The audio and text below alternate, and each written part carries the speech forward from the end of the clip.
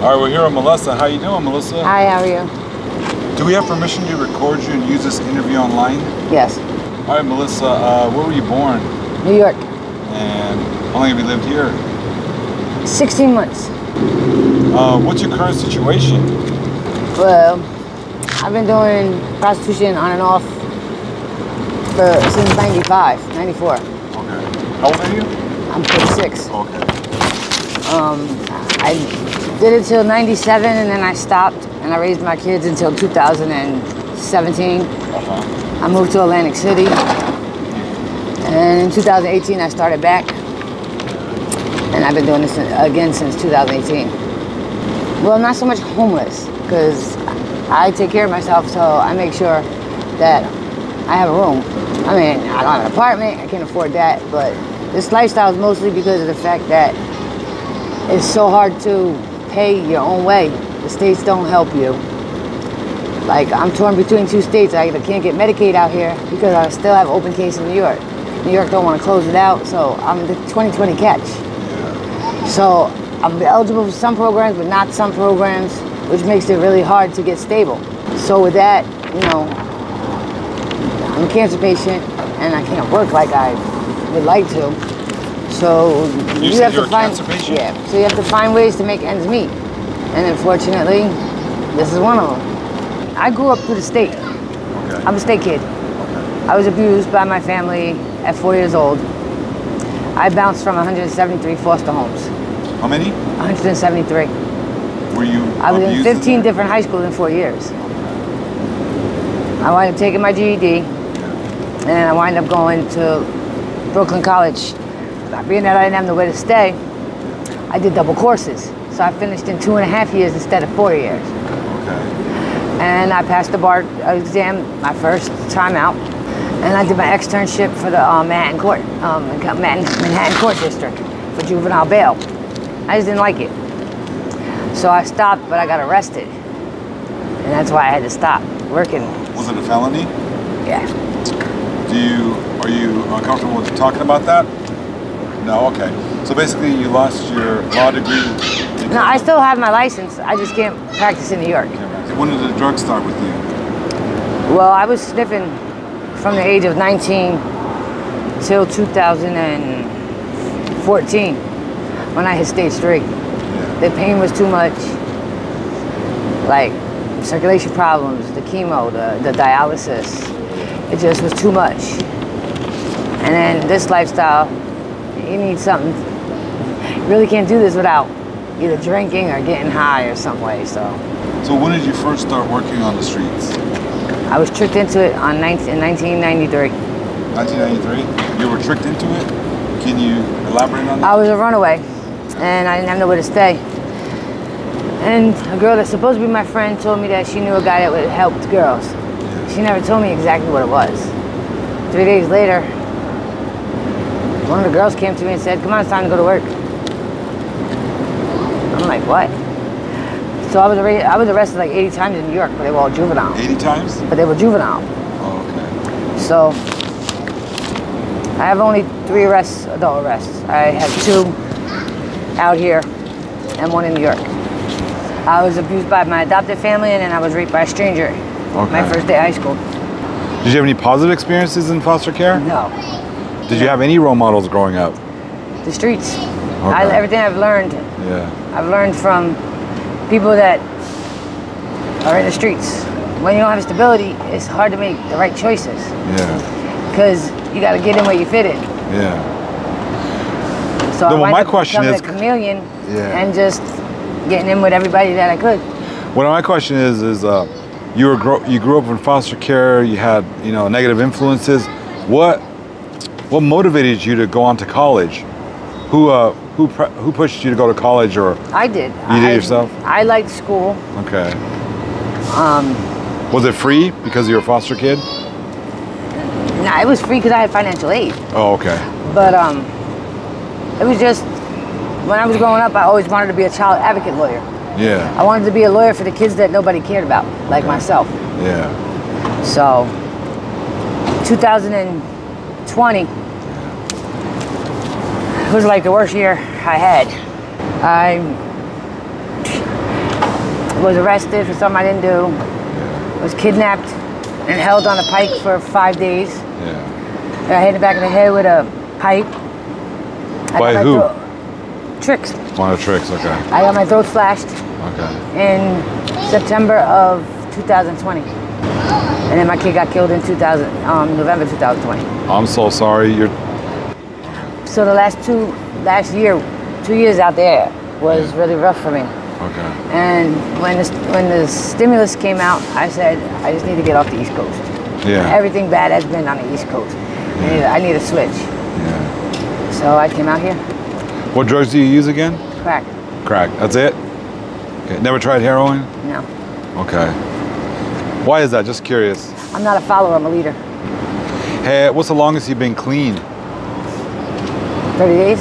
30 days? Well, when I was in jail. When you're in jail. I heard that drugs are also available in jail. Is that true? I never seen that. No? Okay. Do you know anyone in your life right now that's living a sober life? Not doing drugs and working? No. Being productive? No. So everyone around you is pretty much... Either hustling or... Yeah. Either dealing or using. Have you ever had a pimp? No. Never? Yeah, well, when I was, like I said, when I first started. When you first started? I didn't know that he was a pimp. After that, no? No. I've always been on my own. Okay. So you've been to jail a few times? Twice out here. Out here. And then felonies or misdemeanors? Oh, the first one was the felony, but these are misdemeanors? Well, the one in New York was not for prostitution. Okay. It was for assault. Oh, okay. So you can never practice law again? Yeah, I just can't practice in New York. But you can practice? I would have to take the bar out here. But like I said, I'm stage 4 in cancer, so that's really, I'm sorry. I'm not wasting my time on that. When did you, is that why you're kind of living like this? Just Basically. Oh, okay. You feel hopeless? Basically. Oh, I'm so sorry about that. Do you have any loved ones at all in the world that you Yeah, I have my 4 kids. Okay. My daughter just had a baby. Oh, congratulations. I have my husband. Husband? Where's he at? Somewhere out here. Oh, you're living with someone? Mm-hmm. Okay, so he's protecting you. He's not protecting me. We're husband and wife. Yeah, but I'm sure he protects you. Something goes down. What do you down. need protection for? I can handle my own. Okay, yeah, you're pretty tough out there. I've seen you. It took me forever to get an interview from you. It's been, what, 2 months? Yeah, about that. You were mad dogging me and everything. So you described basically the worst thing that's happened to you a couple years ago, right? On the streets? Yeah. I had 14 staples in my throat. Oh. 1 inch from my carotid and 1 inch from my vocal cords. What does your husband think of this line of work you're in? He doesn't like it, but he met me doing it, so. Oh, he met you doing it. He was a trick? No. No? He actually was Captain Save-A-Ho. He was the Captain Save-A-Ho? Okay. Yeah. He was actually Captain Save-A-Ho. So he wanted to help you out? Yeah. My ex-boyfriend was beating me. Now, when you're on the streets, are there red flags that you look for before you get into a car? Are there rules in your head? Definitely. Okay, what are some of the rules? Well, you look for if the car is too clean. Okay. If there's only 1 key ring on the key ring. 1 key ring? 1 key on the ring. Yeah, yeah. Because cops have to turn their cars in and they have to have them clean, so those are 2 flags right away. Yeah. And I really don't mess with the white men between the age of 30 and 50 anymore. Okay, that's one of the first times I heard that. Say that again? I don't deal with the white men. You don't deal with the white men? Why is that? White men that are 30 to 50. I'm afraid they're cops. Oh, okay. So they really don't have black vice. Okay. Or like they have Asian guy, but yeah. Oh, there's an Asian guy? Try to mess with the ones that, you know, are foreigners. Yeah. Or older. Yeah. So, oh, that's what you do? Okay. A lot of Hispanic men are your clients? No. Most of mine are black. Most of your clients are black. Okay. Plus, I've accumulated a lot of regulars, so. Oh, okay. You have regulars. Just do my regulars. Do you ever use those seeking arrangements or other sites? I used to be on Skip the Game. So, yeah, okay. Make it personal. How about cops? Have you ever serviced a police officer? 1. Just 1? Okay. I didn't know he was a cop until afterwards. Okay. He didn't bust you or anything? How many clients do you typically see in a day? It varies. Varies? Some I can do. Some days I'll do 4 or 5. And some I'll do 1. It just depends on how the day goes. What's the most money you've made in a day? Like 1,300. 1,300? Okay. What do you average a day? About 5. Okay. What percentage of men do you think are married? Probably 90%. That's what I. What Probably percentage 90%. of men would rather not use not use any protection? There's a lot of them that don't want to. Yeah. But I don't, being that I have cancer, I don't take them chances. Yeah. What kind of advice would you give young women that are wanting to get into this type of lifestyle? Find another lifestyle. Okay. What are the drawbacks to this lifestyle? Well, except the obvious. Anything Fast money is not always good money. Yeah. You know, but I typically think females that do this is more of a thing about they do this because they've been through a trauma that they haven't dealt with. So when you haven't dealt with your past traumas, you tend to seek out reckless behavior. In your opinion, what trauma could that be?